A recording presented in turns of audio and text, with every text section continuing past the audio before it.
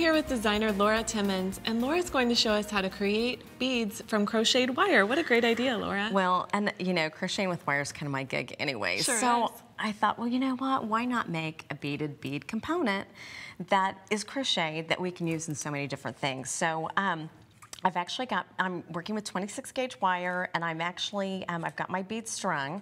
So I've got 24mm beads on there.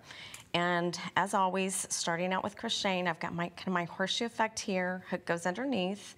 And this time we're using a smaller hook. So we've got a size F crochet hook. I'm just gonna place a little twist in that just to lock that in. And I went about that 4-inch tail because we're gonna use that tail. It's definitely important for this particular project. And we're gonna start sliding beads forward. And you're using bicones. Is there a reason why you chose that shape? You No, could use any shape? You could use any shape and any size, really, for that matter. So I'm just basically going to capture those crystals one by one. So you make a chain stitch the whole length? Just basic chain stitch the whole length, capturing each one, no empty chain stitches in between. You make it look so easy. I think I could crochet in my sleep. I bet you could.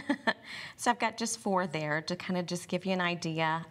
You know, I would just continue to crochet along each of those beads. I have one strand already finished, so when I finished it off, just pulled my wire through, and I wanted to leave that 4-inch tail as well. So you leave it on both ends? You leave it on both ends because those tails are going to help you stitch and secure your bead together.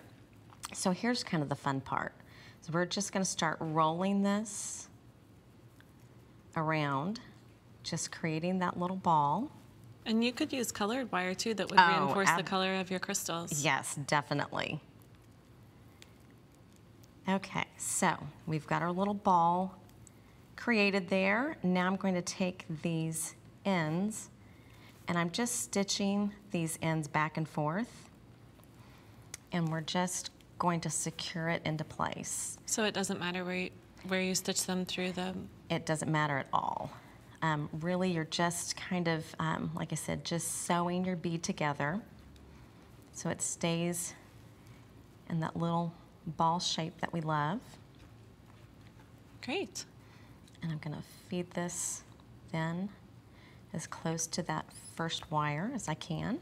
Okay. Twist these guys together. We're just gonna cut it, maybe give it like a 1/4 of an inch little stem there. And then we're just basically gonna tuck that little stem back in there. Oh, so you don't need to use your extra wire for the hanger? You don't, not at all. So we've got our little bead component there. And now what we're going to do, this kind of gives it more capability of attaching it to different things. Now what I love too is you can actually feed wire through here, and I've got a piece that I'll show you later that actually has these balls all crocheted through them. Oh, okay, so you're just using a head pin. Yep. And the 2 beads that are the same size and color. Just basic head pin, and Great. I just need to grab round nose pliers. I'm just doing a simple wire wrap on top of that bead. So you make your loop. Yep. Whoops, make that little simple loop there. Trim it up. Yep, make sure I don't, always cut down into your bead mat. We don't want you any, don't want your ends to go flying. Nope, nope, or cracked glasses or anything like that. Right.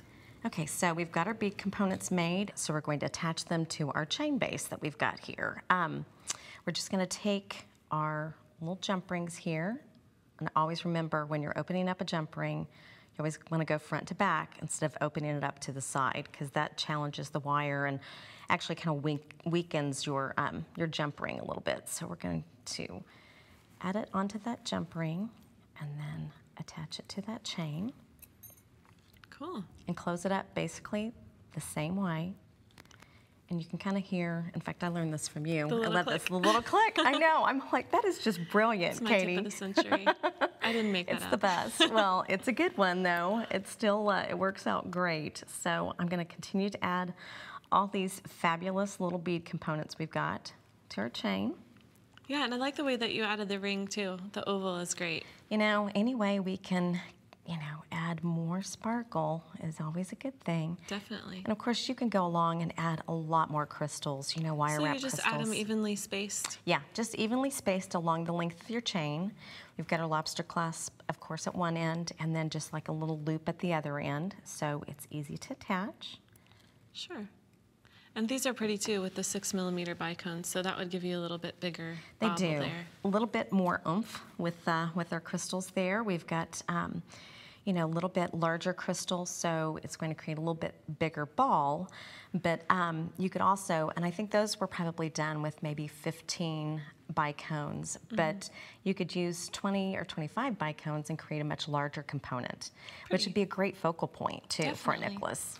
Let's take a look at the bracelet that you finished here. You bet. With the indicolite and Pacific opal, and you've got some jet and just really pretty colors together. Yeah, Goes with everything too. Well, it is. It's kind of a fun neutral mix, and you know, silver. Yeah, now tell me about the one that looks kind of antique-y. Yes, I love the vintage chains, and the bead components are actually all made with a green wire, so it kind of, there again, lends itself to give the crystals more of a vintagey feel, and you know, a great middle tone that's going to go with pretty much everything too. And I love the pops of color on the beads as well. Oh, for sure. Definitely, and that, you're right, it does have a really vintage feel. And what about your earrings here? Well, there again, it's a bead component, so you can use it to create a fun, great pair of earrings that's going to give a little bit of movement. And then, you know, of course, we've got our fabulous necklace too, that you can continue to add those beads components in, crochet them right in to, you know, just use it as you would any of the rounds or bicones. Yeah, and crochet could be used so many different ways. Do you use the same wire gauge for all of these projects? Are they all 26, pretty much these here? You know, the necklace is done with 28 gauge. Oh, it is? Yeah, but for the beads and bracelets typically too, I'll use 26 gauge. It's a little bit heavier, a little bit sturdier. So I think with the goodness great balls of wire, it's nice to use that 26. It gives it a little bit more shape to the ball too. And before we go, we have to take a look one more time at your fabulous necklace. That is amazing. So this is all crochet and twisted together. It is, definitely. Beautiful. Tons and tons of gorgeous shimmering crystals in there. That's right, just add more. More is more. More. It's all twisted together. I love it. Thank you so much, Laura. Thank you.